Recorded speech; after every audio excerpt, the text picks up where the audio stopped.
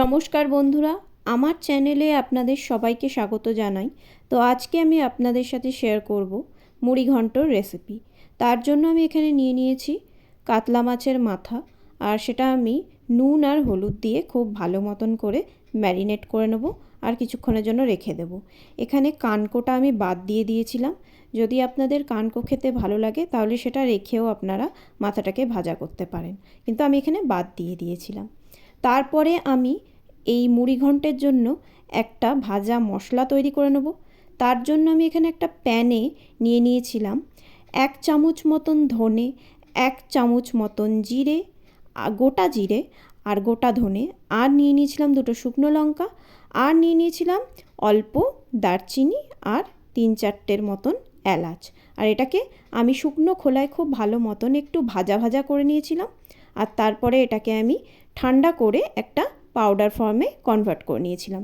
তারপরে এখানে আমি নিয়ে নিয়েছিলাম 200 গ্রাম মতন গোবিন্দভোগ চাল, আর সেটাকে আমি ভালো মতন ধুয়ে 15 মিনিটের জন্য ভিজিয়ে রেখে দিয়েছিলাম। অপর দিকে সেই সেম প্যানেই আমি অল্প সর্ষের তেল নিয়ে নিয়েছিলাম, আর তার মধ্যে কাতলা মাছের মাথাগুলোকে খুব ভালো মতন ভেজে নিয়েছিলাম।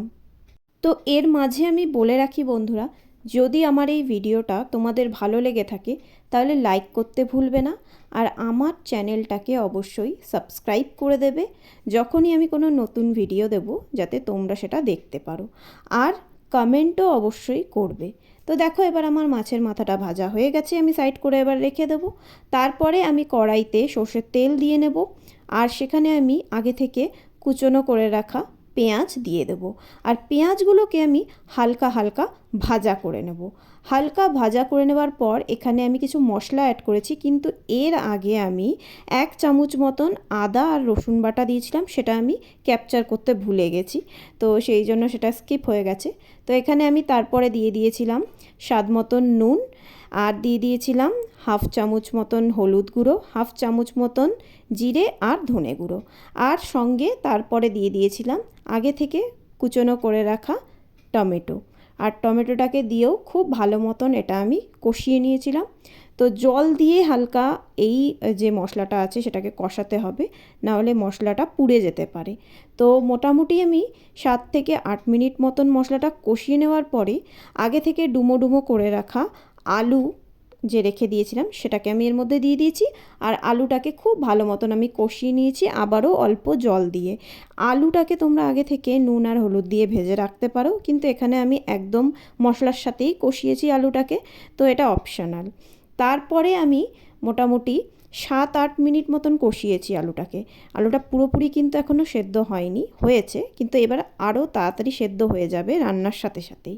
এরপরে আমি আগে থেকে ভিজিয়ে রাখা গোবিন্দভোগ চালটাকে দিয়ে দিয়েছিলাম, আর দিয়ে খুব ভালো মতন মশলার সাথেই মিক্স করে নিয়েছিলাম, যাতে চালগুলোর মধ্যে খুব ভালো পরিমাণে মশলাগুলো ঢুকে যায়। আর তারপরে আগে থেকে যে মাছের মুড়োটা ছিল সেটা ভেজে রেখে দিয়েছিলাম, ওটাই দিয়ে দিয়েছিলাম। একটু ভেঙে দিয়েছিলাম কারণ মাছের মুড়োটা খুব বড় ছিল, যদি একটু ছোট পরিমাণ হয় তাহলে না ভাঙলেও চলবে, এটা নিজে থেকেই ভেঙে যাবে রান্না করতে করতে। তারপরে এটাকে খুব ভালো মতন মিক্স করে নিয়ে মোটামুটি আমি 2.5 বাটি মতন জল দিয়েছিলাম, ছোটো বাটির 2.5 বাটি আমি জল দিয়েছিলাম 200 গ্রাম গোবিন্দভোগ চালে। আর বেশি আমার জল লাগেনি, এই জলেই আমার পুরোপুরি রান্নাটা হয়ে গেছিলো। তো এটাকে আমি খুব ভালো মতন মিক্স করে নিয়ে ঢেকে রেখে দেবো মোটামুটি 8 থেকে 10 মিনিট মতন। 8 থেকে 10 মিনিট মতন এটাকে ঢেকে রাখার পর আমি ঢাকনাটা খুলে দেখব এটা হয়েছে কি হয়নি। তো ঢাকনাটা খুলে দেখো, একদমই এটা হয়ে গেছে, জাস্ট অল্প জল আর বাকি আছে, এই জলটাও শুকিয়ে যাবে আস্তে ধীরে। তো এই অবস্থায় আমি এর মধ্যে স্বাদ মতন একটু নুন দিয়ে দেব, আর সঙ্গে দিয়ে দেব আগে থেকে ভাজা করে রাখা ওই মশলাটা, সেটা আমি 2 চামচ মতন এখানে অ্যাড করব, আর সঙ্গে দিয়ে দেব গরম মশলার গুঁড়ো। গরম মশলা আমি 1 চামচ অ্যাড করব, আর সব কিছু মশলা দিয়ে খুব ভালো মতন এটাকে করে নেব আমি মিক্স। আচ্ছা, যদি তোমাদের একটু গ্রেভি গ্রেভি খেতে ভালো লাগে মুড়িঘণ্ট, তো এই অবস্থায় তোমরা এটাকে নামিয়ে নিতে পারো। একটু একটু জল জলও থাকবে, গ্রেভি গ্রেভিও থাকবে, খেতেও ভালো লাগবে। আর যদি মনে হয় একটু শুকনো শুকনো করে খাবো, তাহলে এটাকে মোটামুটি তোমাদের আরও 3-4 মিনিট মতন রাখতে হবে।